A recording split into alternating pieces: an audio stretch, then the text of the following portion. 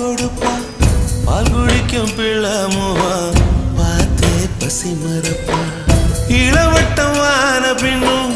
எண்ணெய் தேய்ச்சி குளிக்க வைப்பா உச்சி முதல் பாதம் வர